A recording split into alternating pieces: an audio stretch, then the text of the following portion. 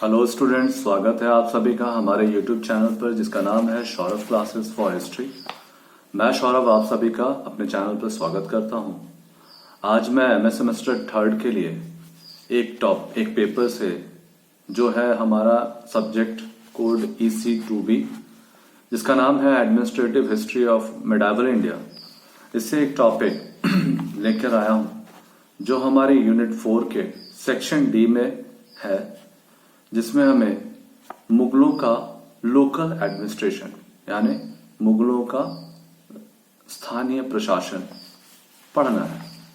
तो मुगलों का स्थानीय प्रशासन प्रारंभ करने से पूर्व मैं आप लोगों को बताना चाहूंगा कि मुगलों का स्थानीय प्रशासन उनकी जो संपूर्ण साम्राज्य व्यवस्था थी, वो साम्राज्य व्यवस्था अलग अलग सूबों में विभाजित थी और वो जो सूबे थे वे सूबे सरकार कहलाते थे और उन सूबों या सरकार का विभाजन विभिन्न परगनों में किया गया था और परगने जो थे वो अनेक ग्रामों से मिलकर बने हुए थे।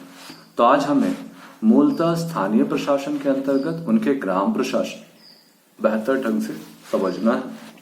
उनके ग्राम प्रशासन के अंतर्गत हम उनके ग्राम प्रशासन की विशेषता, उनके जो अधिकारी ग्राम प्रशासन के जो उनके कर्मचारी होते थे उनके बारे में और ग्रामीण प्रशासन की स्वायत्ता के विषय में हम अध्ययन करेंगे। तो हम अपने अध्ययन को प्रारंभ करें उससे पहले मैं आपको मुगल काल के शासन की कुछ प्रमुख बातों को आपके सामने रखना चाहूंगा। मुगल प्रशासन के बारे में बताने से पूर्व आपको ये जानना बहुत जरूरी है कि मुगल प्रशासन का कालक्रम कब से कब तक माना जाता है। दरअसल 1526 ईस्वी में जब बाबर ने इब्राहिम लोदी की सेना को पानीपत के युद्ध में पराजित किया, प्रथम पानीपत का युद्ध में पराजित करके उनसे गद्दी छीनी और दिल्ली की सत्ता पर मुगलों का आधिपत्य कायम हुआ, तत्पश्चात उन्होंने जिस वंश की नींव रखी वह मुगल वंश के नाम से जाना जाता है। वैसे तो मुगल वंश काफी लंबा इतिहास रहा है, लेकिन मूल रूप से यह औरंगजेब के काल तक काफी सशक्त बना रहा, जो काल है 1707 ईस्वी तक। मुगलों के अंतर्गत हमें अनेक शासकों के बारे में जानना है। मुगलों के संस्थापक बाबर, उनके सुपुत्र हुमायूं के पश्चात उनके सुपुत्र अकबर, उसके पश्चात जहांगीर के बाद शाहजहां और शाहजहां के बाद उसके पुत्र औरंगजेब के बारे में। लेकिन इन सभी शासकों में जब बाबर गद्दी पे बैठा उसको शासन कार्य करने का ज्यादा अवसर नहीं मिल पाया। तत्पश्चात हुमायूं सत्तासीन हुआ, लेकिन उसका भी शासनकाल काफी उतार चढ़ाव भरा रहा। इस कारण उसे भी प्रशासनिक व्यवस्था में कोई विशेष योगदान हम नहीं देख सकते। लेकिन मुगलों की प्रशासनिक व्यवस्था को सुदृढ़ और उसको संगठित करने का श्रेय मूल रूप से हम अकबर के काल में देखते हैं। अकबर ने न केवल अपने साम्राज्य को संगठित किया, साथ ही साथ उन्होंने जिस उच्च कोटि की प्रशासनिक व्यवस्था को कायम किया वह आगे के शासकों के लिए भावी आधार बनता है। अब हम मुगलों के ग्राम प्रशासन पर प्रकाश डालेंगे। तो चलिए हम देखते हैं मुगलों के ग्राम प्रशासन। हमने जैसे पूर्व में बताया कि मुगल साम्राज्य जो था वह पूरा संपूर्ण साम्राज्य अनेक सूबों में विभाजित किया गया था। इन सूबों को हम सरकार भी कहते थे और ये जो सूबे या सरकार होते थे विभिन्न परगनों में, और परगने जो थे विभिन्न ग्रामों से मिलकर बने हुए थे। तो अभी हम उनके ग्राम प्रशासन अथवा उनके स्थानीय प्रशासन की चर्चा करेंगे।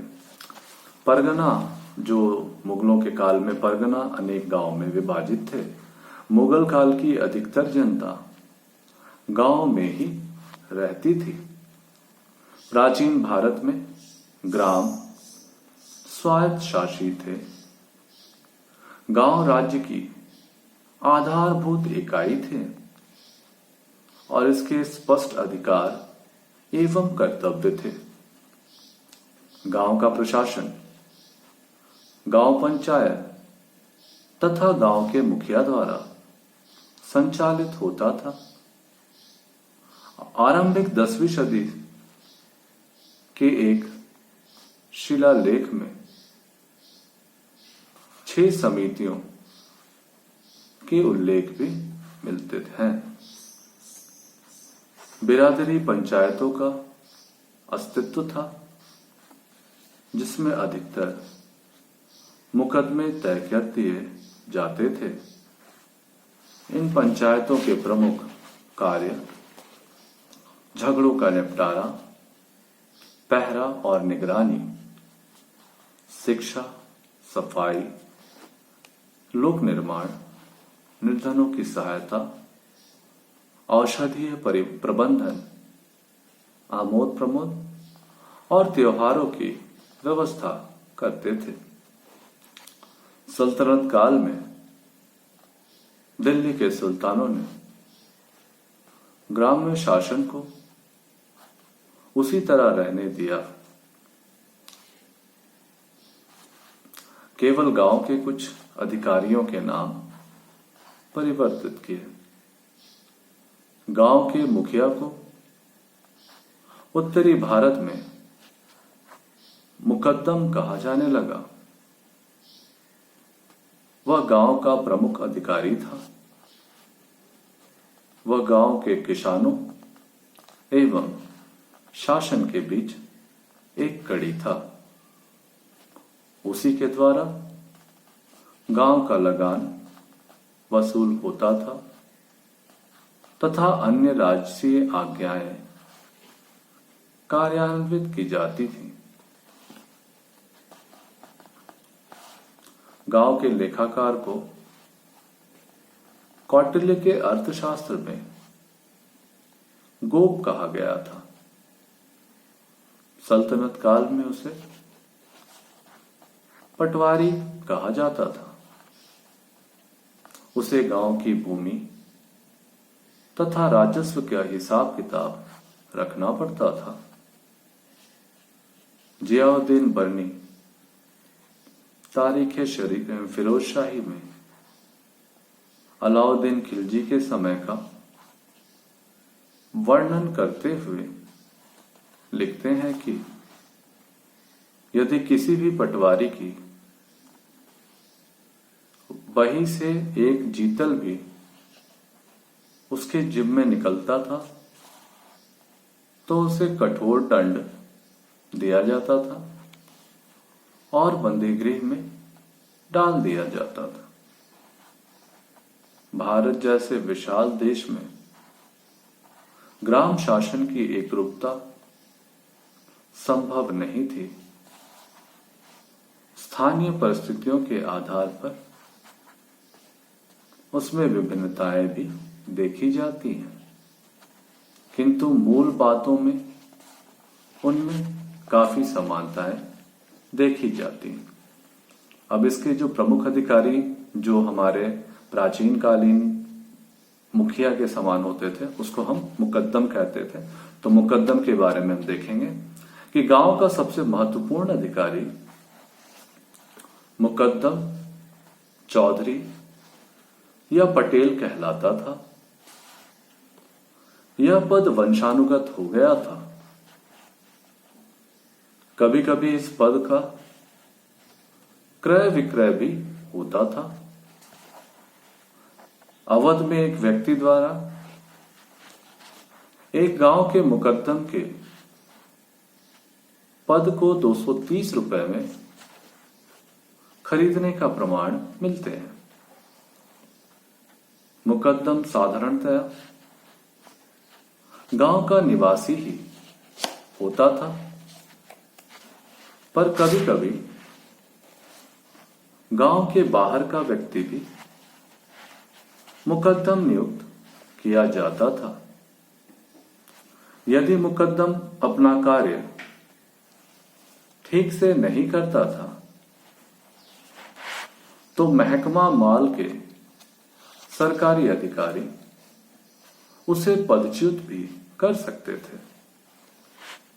मुकद्दम ही गांव के किसान से लगानों की वसूली करता था।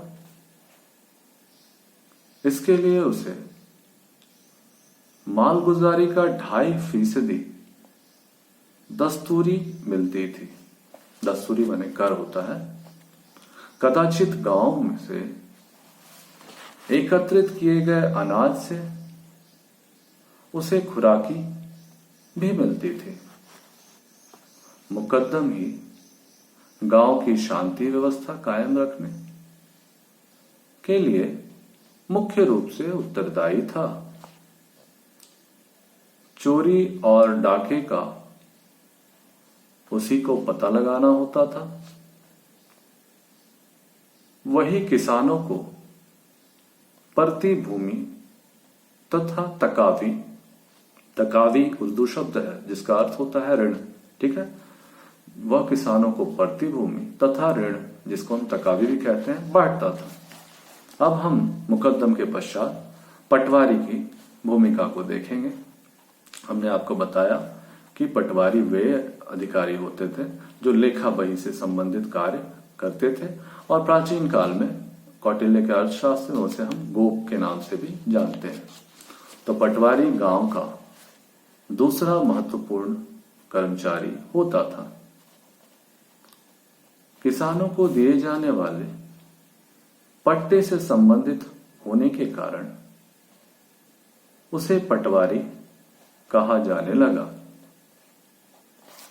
अबुल फजल के अनुसार वह किसानों का कर्मचारी था तथा किसानों के व्यक्तिगत लगान, लेन देन का हिसाब किताब आदि रखना उसका प्रमुख कर्तव्य था। उसके कागजात को बही या कागजे खास अर्थात कच्चा चिट्ठा भी कहते थे। वेतन के रूप में उसे गांव से फसलाना खुराकी तथा अकबर के काल में वसूल किए गए लगान का 1% दस्तूरी मिलता था। दस्तूरी यानी कर, तो 1% इसका हिस्सा होता था। ठीक है, पटवारी के पश्चात गांव के अन्य जो कर्मचारी थे उनके बारे में हम देखेंगे। गांव के अन्य कर्मचारियों में चौकीदार, सीमापाल का अर्थ होता है गांव की सीमा की रक्षा करने वाला। ठीक है, तालाब, जलाशयों एवं जलधाराओं का अधीक्षक, पुरोहित, अध्यापक, ज्योतिषी, लोहार, बढ़ाई, कुम्हार, नाई, धोबी, ग्वाला, वैद्य, गायक, चारण इत्यादि थे। साधारणतः इन्हें गांव से उपज का एक भाग जीविकोपार्जन हेतु प्राप्त होता था। गांव को पर्याप्त स्वायत्तता भी प्राप्त हुई थी। तो हम ग्रामों की स्वायत्त शासन व्यवस्था पर प्रकाश डालेंगे। मुगल काल में ग्राम शासन का वृहद विवरण उपलब्ध नहीं है, किंतु विदेशी यात्रियों, आईने अकबरी तथा कुछ ग्रंथों एवं अभिलेखों में इनका उल्लेख है। प्राचीन तथा मध्यकालीन ग्राम संस्थाओं का अस्तित्व 18वीं एवं 19वीं शताब्दी के प्रारंभ तक था। इससे यह प्रकट होता है कि ग्राम्य संस्थाएं मुगल काल में भी संगठित और सक्रिय थी। फादर मानसरेत ने कोंकण सल्सेट द्वीप के शासन का विवरण दिया है, जिससे 16वीं शताब्दी के ग्राम्य शासन का स्वरूप स्पष्ट हो जाता है। गांव का प्रमुख आधार जाति व्यवस्था थी। जातियों के पारस्परिक भाईचारा होता था। आईने अकबरी के अनुसार या तो ग्राम सामूहिक रूप से राजभक्त होता था या फिरौती। गांव में प्रत्येक बिरादरी की अलग अलग पंचायत होती थी, जिसके सदस्य परिवारों के कर्ता होते थे। पंचायत का अध्यक्ष सरपंच कहलाता था। अधिकतर साधारण मुकदमे यही देखता था। ऐसे गांव भी थे जहां ग्राम की समस्त आय एकत्रित की जाती थी। इसमें से मालगुजारी दी जाती थी तथा इसके अतिरिक्त पटवारी, कानूनगो, चौकीदार आदि की दस्तूरी, चौधरी के सरकार का खर्चा, भिखमंगों को दिए जाने वाले दान, भेंट और बाजीगरों के प्रदर्शन का खर्चा, नालों को पाटने इत्यादि का खर्चा दिया जाता था। मुगल काल में गांव में स्वायत्त शासन था। डॉक्टर आशीर्वादी लाल श्रीवास्तव अकबर के संदर्भ में लिखते हैं कि अकबर ने ग्रामीण शासन को मान्यता दे रखी थी और वह उसके आंतरिक व्यवस्थित जीवन में हस्तक्षेप नहीं करता था। गांव का पटवारी मालगुजारी का बहुत ही महत्वपूर्ण अधिकारी बन गया था।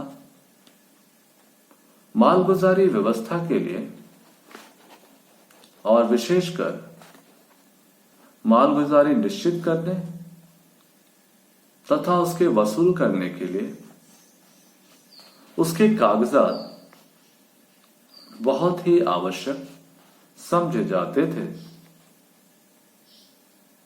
अकबर ग्राम पंचायतों के निर्णयों को मान लेता था। गांव के लोग अपनी तरह से जीवन यापन करते थे और केंद्रीय सरकार के संपर्क में बहुत कम ही आते थे। कभी कभी कोई साहसी व्यक्ति अपने निजी या जातीय झगड़ों को लेकर अवश्य जिले या प्रांतों में काजी तक अथवा सम्राट तक गांव के किसी चढ़ाई या दौरे पर गुजारने वाले किसी उच्च पदाधिकारी तक पहुंच जाता था। इस प्रकार से हम देखते हैं कि ग्रामों की जो प्रशासनिक व्यवस्था थी वह काफी स्वायत्त होती थी और उनको अनेक स्वायत्त शासन का अधिकार भी प्राप्त था।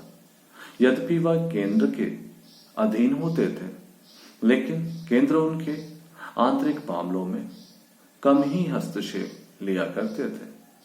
लेकिन अगर ग्रामों की प्रशासनिक व्यवस्था टूटती थी या नियमों के विरुद्ध जाती थी, तब वहां केंद्र का हस्तक्षेप प्रारंभ होता था।